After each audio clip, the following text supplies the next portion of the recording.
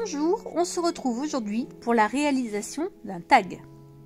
Voici à quoi pourrait ressembler un tag. Attention, vous avez la possibilité d'adapter les dimensions. Pour ma part, j'ai choisi les dimensions suivantes. J'ai essayé de vous mettre, je ne sais pas si ça se voit bien, mais voilà donc les dimensions que j'ai prises pour réaliser ce tag. Donc il fait 21 cm de long, voilà, 21 cm, pour une largeur de 10 cm, et vous voyez, j'ai coupé donc sur les côtés à 2 cm du bord, donc ça nous fait 6 cm le rebord. Voilà les dimensions que j'ai choisies pour ce tag. Alors comme souvent dans mes réalisations, je mets du masking tape tout autour, comme ça va permettre de laisser un bord blanc. Bien évidemment, c'est ce que moi je préfère et en tout cas pour cette réalisation-là, ça me semblait judicieux de faire comme ceci. J'en ai mis, voilà, tout autour. J'ai choisi pour la réalisation de ce tag cette jolie planche de tampon clear. Vous voyez, il y a des éléphants. Enfin, il y a un éléphant avec des ballons. Je trouvais que c'était bien sympa et que ça pouvait faire son effet. Alors je réfléchis un petit peu comment je vais positionner sur mon tag. Le tampon, j'essaye de réfléchir un petit peu puisqu'à la base il n'y avait rien de bien programmé. Donc au début je me demande si je vais le mettre plutôt en bas, plutôt en haut. Je réfléchis comme ça dans ma tête, ça se construit petit à petit. Et voilà, je pense petit à petit à quoi va ressembler ma carte. Donc pareil, je sépare les différents compartiments où je vais pouvoir après faire mon tamponnage. Donc contrairement à d'habitude où je compartimente avant et ensuite je mets mes tampons en fonction de ce que j'ai compartimenté, bah là cette fois-ci j'ai fait par rapport aux tampons où je voulais les placer. Petite variante, hein, mais comme ça j'ai réfléchi comment je voulais mettre mes tampons et ensuite j'ai compartimenté ma carte.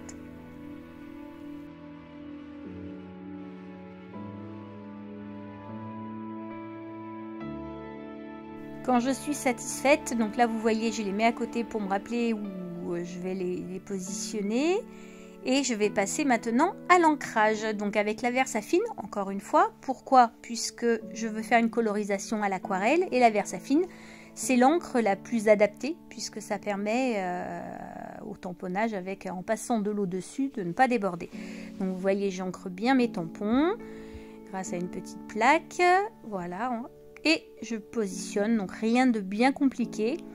Je ne prends pas de presse de précision puisque c'est relativement simple à positionner mes tampons. Donc bien sûr, je les nettoie au fur et à mesure, ou en tout cas j'essaie d'y penser. Voilà, donc je mets mes tampons sur ma petite plaque. Ensuite, je tamponne avec la Versafine et j'applique sur mon papier. Petite précision, c'est du papier donc aquarelle 300 grammes hein, que j'ai pris justement pour pouvoir supporter les techniques à l'eau. Ce papier là je l'ai pris chez Action puisque encore une fois je suis satisfaite du résultat avec ce papier, il supporte très bien l'eau. Vous voyez, voilà, je tamponne mon petit éléphant, je le trouve vraiment trop mignon. Je ne sais pas ce que vous en pensez, n'hésitez pas à le dire dans les commentaires, mais vraiment ce petit éléphant avec ses ballons était trop mignon. Donc voilà, bah je continue hein, mon tamponnage, voilà, pour pouvoir poser mon décor, faire ma petite scénette.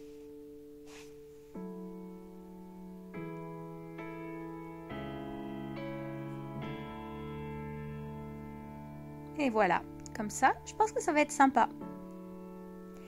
Maintenant, je vais passer à la colorisation à l'aquarelle. Alors, pour ce faire, j'ai essayé la nouvelle palette de chez Action. On va s'apercevoir à la colorisation que le côté qualité de la palette aquarelle de chez Action, en tout cas celle-ci, n'est pas extrêmement pigmentée, dirons-nous.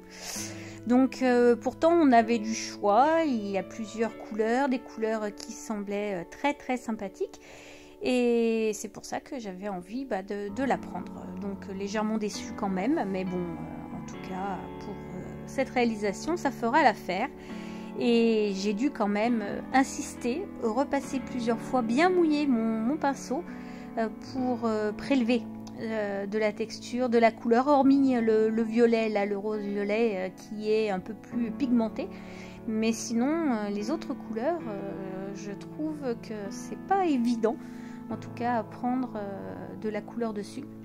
Mais bon, j'ai réussi à faire dans l'ensemble ce que je voulais. Donc vous voyez la petite colorisation relativement simple, hein.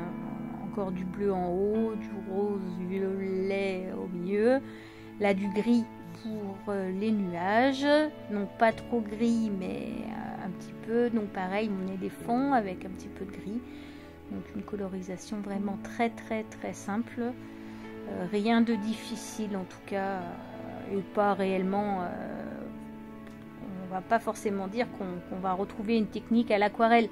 Si ça avait été de la gouache, je pense, ça aurait été à peu près pareil. Mais bon, donc je prends de l'encre Distress Oxide. Donc je vais mettre, voilà, c'est beaucoup mieux comme ça, que je vais mettre donc sur mon petit bloc acrylique. Et je vais ensuite prélever avec un pinceau, voyez, l'encre, et je vais coloriser mes ballons. L'avantage, c'est que l'encre est très vive par rapport au fond que j'ai fait qui est très pastel. C'était volontaire. Donc au moins je prends des encres, voilà, Distress Oxide ou Distress Ink, et qui me permet au moins d'avoir de la couleur sur mes ballons et de faire bien ressortir mes ballons, puisque c'est ce que j'avais envie de faire. Donc vous voyez, voilà. Donc ma fameuse encre verte, hein, que vous avez vu dans la précédente vidéo, de l'encre en spray. J'adore ce vert, mais j'arrête pas de vous le dire. Donc voilà. Et puis je prends encore un petit peu d'aquarelle, le fameux rose que j'ai trouvé là, celui-ci chez Cultura, et que j'aime beaucoup puisqu'il est très flashy. Donc ça fait bien ressortir ce que je voulais. Donc là c'est encore de l'encre liquide, un peu métallisée. Là pareil aussi, mais tout à l'heure c'était plutôt dans les teintes gris, blanc métallisé. Là maintenant c'est rose métallisé. Comme ça fait un petit effet un petit peu satiné et je remets encore un petit peu de couleur donc sur mon éléphant, sur mes petits papillons. Ensuite je prends des pochoirs que je vais appliquer sur mon tag, et là j'ai pris de l'encre Distress Oxide et je fais un fond, je structure en fait ma carte pour donner un peu plus de volume et un petit peu plus d'effet. Donc là vous voyez c'est un effet brique. Je trouvais que ça allait bien, donc bien sûr je nettoie comme d'habitude au fur et à mesure, du moins j'essaye. Donc là avec une encre, alors c'est de la Memento puisque pas forcément obligé de prendre de la Versafine, je vais tamponner mes petits nuages pour pouvoir faire un petit cache. Vous allez voir, ça va me permettre après de faire la colorisation tout autour. Donc je découpe, hein, voilà. J'essaie de découper correctement. C'est mon papier qui bouge, hein, et c'est pas le ciseau. Comme ça, ça permet normalement de bien faire tous les bords. Et vous voyez, je vais mettre le papier dessus. Donc toujours avec une encre. Voilà. Donc j'applique des pochoirs, différents pochoirs. Donc cette fois-ci, ce sont des pochoirs en forme de nuage. Ça fait pareil un effet un petit peu structuré, vous voyez, on voit légèrement mais ça fait son effet je trouve. Et je change de sens mon pochoir et de couleur pour pouvoir faire d'autres effets dans d'autres cases.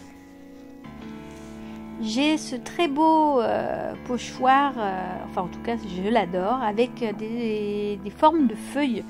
Donc là, avec un doigt mousse, je prélève donc de la Distress verte pâle, et je l'applique au doigt pour pouvoir faire un effet sur mon fond rose. Comme ça, ça ne le laisse pas tout blanc et ça permet de faire un peu de contraste. Voilà, j'espère que ça vous plaît. Vous voyez ça. J'ai pris ces tampons de Aurélie Craft Studio. Que j'adore, que j'ai découvert également sur internet, et il y a donc plusieurs mots qui sont en français. L'avantage c'est que c'est pas toujours évident de trouver des mots en français, je trouve, donc j'adore ces petites phrases, et je vais la tamponner à la Versafine puisque ça va quand même peut-être être aquarellé ou en tout cas avec un peu d'eau. Donc je tamponne bien et j'applique donc en bas puisque voilà, si facile à aimer. Pourquoi pas, après tout. Donc je prélève un petit peu de texture avec mes feutres pailletés, hein, plutôt voilà satinés. Ça met encore une fois de la brillance et bon, un petit peu de texture aussi sur ma carte. Je prends mon stylo gel blanc pour pouvoir rajouter un petit peu de blanc de partout.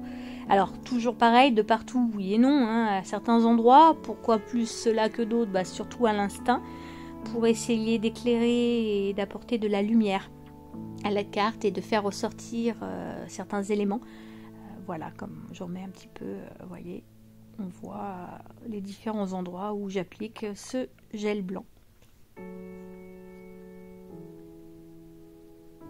Maintenant, avec une règle et un feutre fin, je vais faire mes contours donc de toutes mes cases, de tous mes carrés, de mes triangles, voilà, pour pouvoir bien faire les séparations. Et quand on va enlever le masking tape, qu'on puisse bien voir, vous voyez, bon, à condition de ne pas en oublier.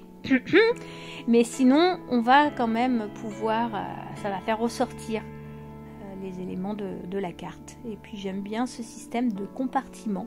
Je trouve que ça met un peu en volume et puis c'est original. En tout cas, c'est une technique qui me plaît bien. Donc avec la crocodile, je vais faire un trou puisque normalement le principe du tag, indépendamment de ses bords biseautés, il y a un trou qui va permettre justement de mettre une ficelle. Donc là, vous voyez, j'essaye à l'arrière de ma carte de prendre au milieu, au moins pour que ce soit équilibré.